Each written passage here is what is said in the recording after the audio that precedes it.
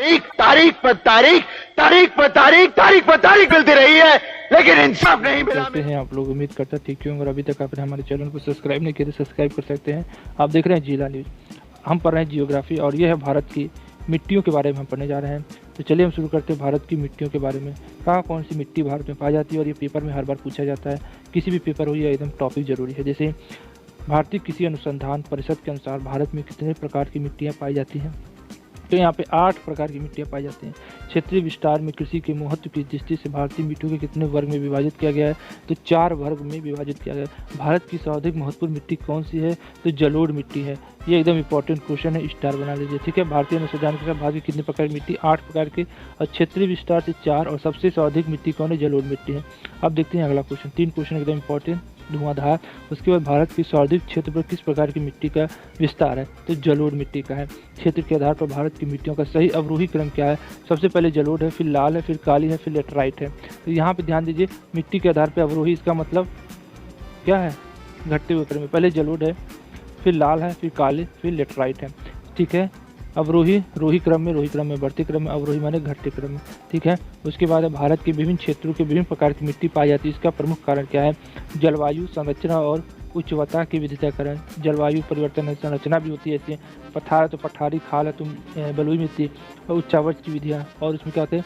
उच्च खाल नीचे से होता है, उसकी वजह से भी होता है। तटीय मैदानों में उत्तर भारत के मैदान पर उष्णकृत मिट्टी है। कौन सी मिट्टी है?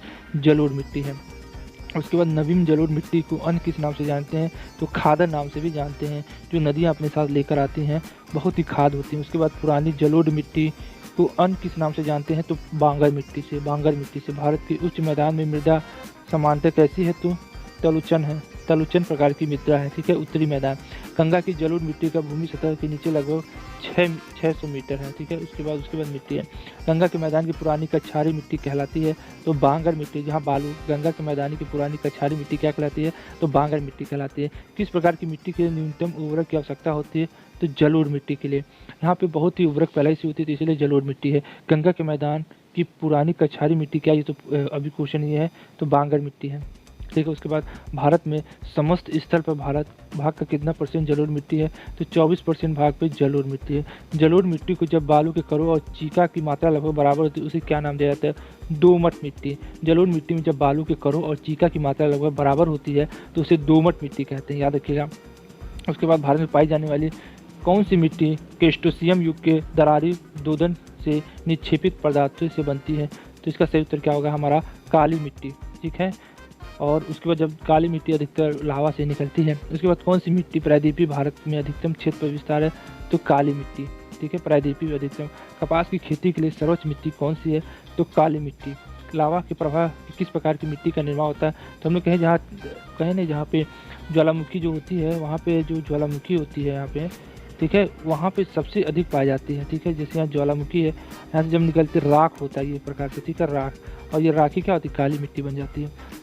रेगुरु मृदा किसकी कृषि की सर्वाधिक उपयुक्त होती है? तो कपास की। कौन सी मिट्टी जैव पदार्थ से भरपूर होती है? तो काली मिट्टी। उसके बाद भारत में मृदाओं में कौन सी बेसाल्ट लावा के उपक्षय के कारण निर्मित होती है? तो रेगुरु मृदा होती है वो कौन सी? बेसाल्ट लावा के अपक्षय के कारण होती है। किस मिट्टी में कृषि की सिंचाई की आवश्यकता नहीं होती है? तो काली मिट्टी। यहाँ पे सिंचाई की आवश्यकता नहीं होती काली मिट्टी की। राख होती है, बहुत ज़्यादा नमी पहले से सोखी रहती है, ज़्यादा नमी वह खींच के रखी रहती है। भारत में काली कपासी मिट्टी को किस स्थानीय नाम से जाना जाता है? तो रेगुरु नाम से जाना जाता है। काली कपास मिट्टी को किस मिट्टी के बारे में कहा जाता है कि इसकी जुताई स्वयं होती है? तो काली मिट्टी है, इसकी जुताई क्या होती है? स्वयं होती रहती है।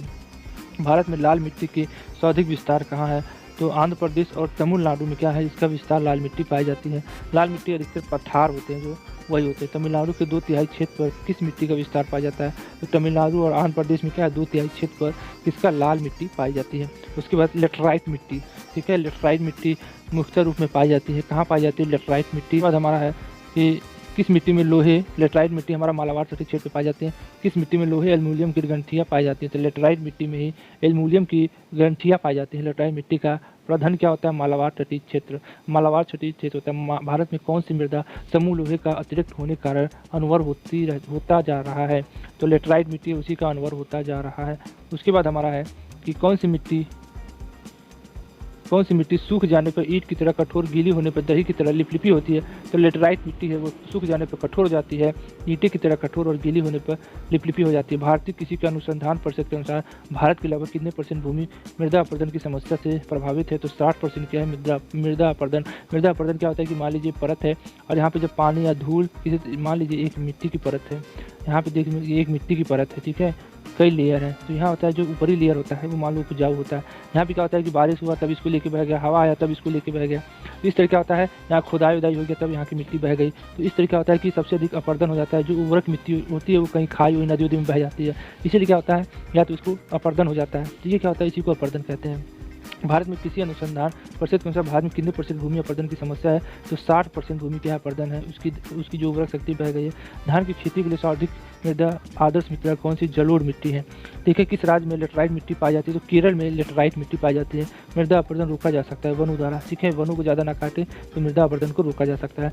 रेगरू मिट्टी का दूसरा नाम क्या है? काली मिट्टी है। तो याद रखिए रेगरू मिट्टी का दूसरा नाम क्या है? काली मिट्टी। रेगरू मिट्टी सबसे ज़्यादा कहाँ पे है? तो महाराष्ट्र में। उसके बाद निच्छालन और ऑक्सीकरण द्वारा निर्मित मृदा कौन सी होती है? तो मखरला। ये बहुत पूछा जाता है, निच्छालन और ऑक्सीकरण द्वारा निर्मित मृदा कौन सी? मखरला मिट्टी होती है, मखरला मिट्टी होती है। अपरदन के प्रकारों में से किसके कारण चंबल के गढ़ बन गए हैं? तो अवनालिका गली। अवनालिका अपरदन के कारण, जैसे वहाँ पे क्या है, कोई पहाड़ है, ठीक है, चंबल में क्या है कि मान लीजिए पहाड़ है, पहाड़ में क्या होता है जब पानी बरसता है तो पानी जब नीचे बहता है तो एक अपरदन के कारण वहाँ पे गड्ढा हो जाता है। इसी तरह के यहाँ बहुत से बीहड़ बन गए वहाँ पे, यहाँ पे एक ही वहाँ जाने पे आपको चढ़ के ऊपर नहीं जाना पड़ेगा, ठीक है, इसलिए वहाँ पे डाकू आसानी से चिपके रहते हैं, ठीक है। इसलिए अवनालिका वहाँ पे सब नली बन गई, यहाँ से पानी बहा, यहीं पे सब रहते हैं डाकू को अपना। यहाँ के बगल में ही आपको नहीं पता चलेगा यहाँ डाकू रह रहे हैं, क्योंकि आप ऊपर चढ़ के जाएंगे तब ना देखेंगे। तो इसलिए क्या होता है कि वहाँ पे चंबल पे सब ज़्यादा रहते हैं। किस प्रकार की मिट्टी में कार्बनिक पदार्थ की अधिकता है? तो काली मिट्टी। महाराष्ट्र में सर्वाधिक मात्रा में पाई जाने वाली उपलब्ध मृदा कौन सी है? तो काली मिट्टी है।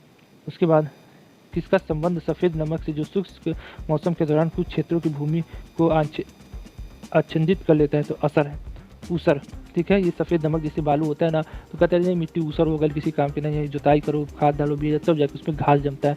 ऊसर पे कुछ नहीं जमता है, घास भी नहीं जमता है। तो ये मिट्टियाँ हैं, भारत की मिट्टियाँ हैं, इसको आप याद कर लीजिए और ये हर पेपर में हमेशा पूछी जाती है, एक क्वेश्चन तो ज़रूर पूछा जाता है। तो आज के लिए बस इतना ही, और मैं टारगेट रखता हूँ कि इस पर 10,000 का लाइक आएगा, देखिए कब आता है, ठीक है। जय हिंद, जय भारत। या तारीख, अगर आप उन्हें इंसाफ नहीं दे सकते तो बंद कीजिए।